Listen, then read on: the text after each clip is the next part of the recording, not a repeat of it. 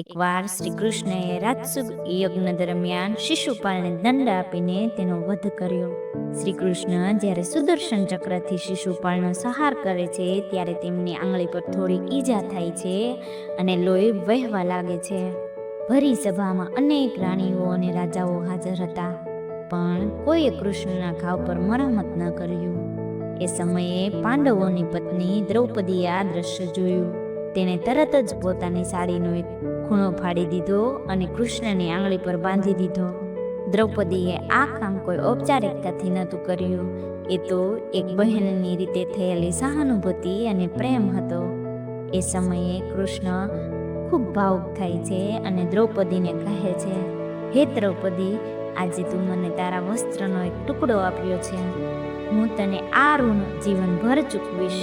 જ્યારે પણ તને મારી જરૂર પડશે હું તારું રક્ષણ કરીશ.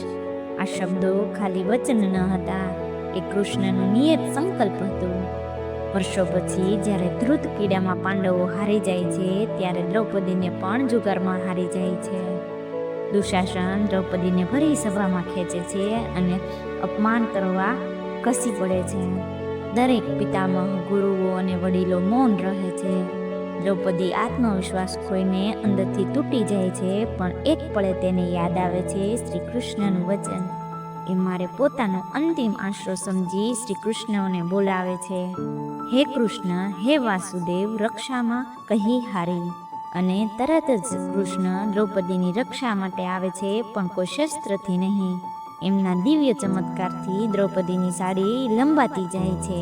દુશાસન થાકી જાય છે, પણ સાડી પૂરી થતી નથી. આ રીતે કૃષ્ણએ પોતાનું વચન નિભાવે છે. તો દોસ્તો, ભાઈ બહેનના સંબંધમાં સ્નેહ, સમર્પણ અને શ્રદ્ધા હોવી જોઈએ. રાખડી એક નાજુક દોર છે, પણ એ દોર મનના સૌથી મજબૂત સંબંધનો પાયો છે. બહેનનો ભાઈ પર ભરોસો અને ભાઈનું બહેન માટે જીવનભરનું રક્ષણ, એટલે રક્ષાબંધન.